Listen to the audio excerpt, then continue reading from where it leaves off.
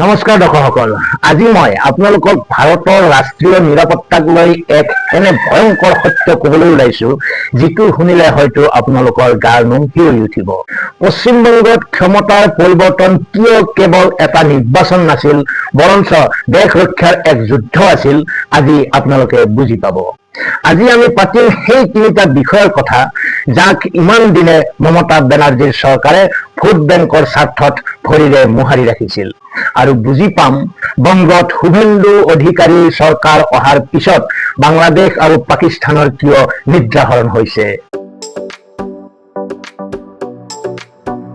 দৰ্শকসকল, প্ৰথমে বুজি লওক এই তিনিটা বিষয় আমাৰ দেশৰ বাবে কিয় জীৱন মৰণৰ প্ৰশ্ন।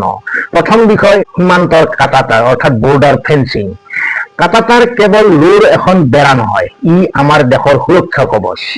ভাৰত বাংলাদেশ সীমান্তৰ বহুখিনি অংশত কাটাতাৰ নথকাৰ বাবে ইমান দিনে সুৰুঙা আছিল। এই সুৰুঙাৰে প্ৰতিদিনে হাজাৰ হাজাৰ অবৈধ অনুপ্ৰৱেশকাৰী, জেহাদী, চোৰাং গৰু সৰবৰাহকাৰী আৰু জাল নোট আমাৰ দেশলৈ সোমাই আহিছিল। আপুনি আপোনাৰ ঘৰৰ দুৱাৰখন খোলা ৰাখিব নেকি? নিশ্চয় নাৰাখে। তেন্তে দেশৰ দুৱাৰখন কিয় খোলা ৰখা হৈছিল? দ্বিতীয় বিষয়টো হৈছে চিকেন স্নেক। মানচিত্ৰখনলৈ চাওক। উত্তৰ বংগৰ শিলিগুৰি কৰিডৰ, যাক চিকেন স্নেক বুলি কোৱা হয়, ই মাত্ৰ 20-22 কিলোমিটাৰ বহল এটা ঠেক ভূখণ্ড। এই ঠেক পথটোৱেই সমগ্ৰ উত্তৰ পূৰ্বাঞ্চলক অৰ্থাৎ আমাৰ অসমসহ 8খন ৰাজ্যক মূল ভাৰতবৰ্ষৰ সৈতে সংযোগ কৰি ৰাখিছে। যদি কোনো শত্ৰু দেশে যুদ্ধৰ সময়ত এই ঠেক পথটো কাটি দিয়ে, তেন্তে উত্তৰ পূৰ্বাঞ্চল দেশৰ পৰা বিচ্ছিন্ন হৈ পৰিব। ই ভাৰতৰ বাবে আটাইতকৈ স্পৰ্শকাতৰ ৰাষ্ট্ৰীয় বিন্দু। তৃতীয় বিষয়টো হৈছে NRC আৰু কাৰ বিৰোধিতা। NRCৰ কাম আছিল দেশত থকা অবৈধ বিদেশী চিনাক্ত কৰা, কিন্তু এই বিষয়টোক লৈ যি ৰাজনীতি কৰা হ'ল, সি দেশৰ জনগাঁথনি সম্পূৰ্ণ সলনি কৰি পেলালে। এতিয়া চিন্তা কৰক, ইমান গুৰুত্বপূৰ্ণ বিষয়কেইটাত মমতা বেনাৰ্জীৰ ভূমিকা কি আছিল? তেওঁ সম্পূৰ্ণ উদাসীনতা প্ৰকাশ কৰিছিল। কেন্দ্ৰীয় চৰকাৰে সীমান্তত কাটাতাৰ দিবলৈ মাটি বিচাৰিছিল, কিন্তু মমতাই মাটি নিদিলে। চিকেন স্নেক সুৰক্ষিত কৰিবলৈ সেনা আৰু ঘাইপথ প্ৰাধিকৰণক মাটি লাগিছিল, তাতে মমতাই বাধা দি ৰাখিলে। কাৰণ কি আছিল?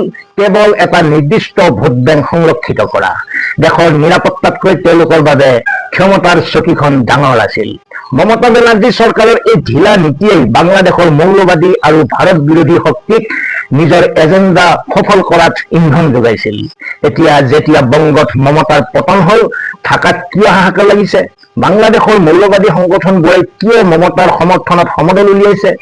কাৰণ তেওঁলোকে বুজি পাইছে যে ইমান দিনে ভাৰতৰ ভিতৰতে বহি যিগৰাকী মানুহে তেওঁলোকৰ বাবে পথ মুকলি কৰি দিছিল, তেওঁ এতিয়া ক্ষমতাত নাই।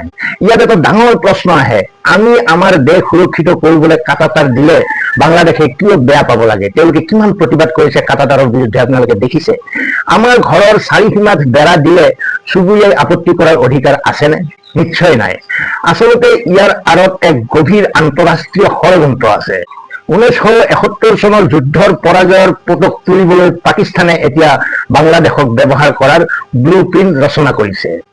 তেওঁলোকে অতি সন্তৰ্পণে বাংলাদেশৰ নতুন প্ৰজন্মৰ যুৱক যুৱতীসকলক ভাৰত বিৰোধী কৰি তুলিবলৈ ছচিয়েল মিডিয়া আৰু ধৰ্মীয় আৱেগ ব্যৱহাৰ কৰিছে, আৰু তেওঁলোক বহু পৰিমাণে সফল হৈছে। আমাৰ দেশৰ ভিতৰতে থকা মমতা বেনাৰ্জীৰ দৰে একাংশ নেতাই এই সমগ্ৰ ব্যৱস্থাটোক যি উদাৰতা দেখুৱাই আহিছিল, তাৰ বাবে দেশ আজি এই সংকটৰ গৰাহত পৰিছিল। কিন্তু দৰ্শকসকল, বংগত এতিয়া অন্ধকাৰৰ অন্ত পৰিল। বংগৰ শাসনভাৰ লৈছে এজন সঁচা ৰাষ্ট্ৰপ্ৰেমিক ভূমিপুত্ৰ শুভেন্দু অধিকাৰীয়ে। তেওঁ মুখ্যমন্ত্ৰী হৈয়েই যি মাষ্টাৰ ষ্ট্ৰোক দিলে, সি দেশৰ শত্ৰুৰ বুকু কঁপাই তুলিছে। শুভেন্দু অধিকাৰী চৰকাৰে চিকেন স্নেক অঞ্চলৰ 120 একৰ মাটি আৰু 7টা গুৰুত্বপূৰ্ণ ৰাষ্ট্ৰীয় ঘাইপথ পোনপটীয়াকৈ কেন্দ্ৰীয় চৰকাৰৰ সংস্থাক হস্তান্তৰ কৰি দিছে। যি কাম মমতাই 15 বছৰে কৰা নাছিল, শুভেন্দু অধিকাৰীয়ে সেয়া 15 দিনতে কৰি দেখুৱালে।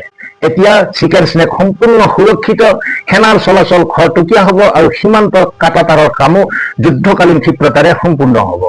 আমাৰ সম্পূৰ্ণ আস্থা আছে যে মুখ্যমন্ত্ৰী শুভেন্দু অধিকাৰী আৰু কেন্দ্ৰীয় চৰকাৰৰ এই যুটীয়া প্ৰয়াসে বংগক পুনৰ ৰাষ্ট্ৰীয় মূলসুঁতিলৈ ঘূৰাই আনিব আৰু ভাৰতৰ পূব সীমান্তক এক অভেদ্য দুৰ্গত পৰিণত কৰিব। আপোনালোকে এই ঐতিহাসিক পদক্ষেপক লৈ কি ভাবে? নিশ্চয় কমেণ্ট কৰি জনাব। আজিলৈ এৰিছো। ভালে থাকক, কুশলে থাকক। ধন্যবাদ।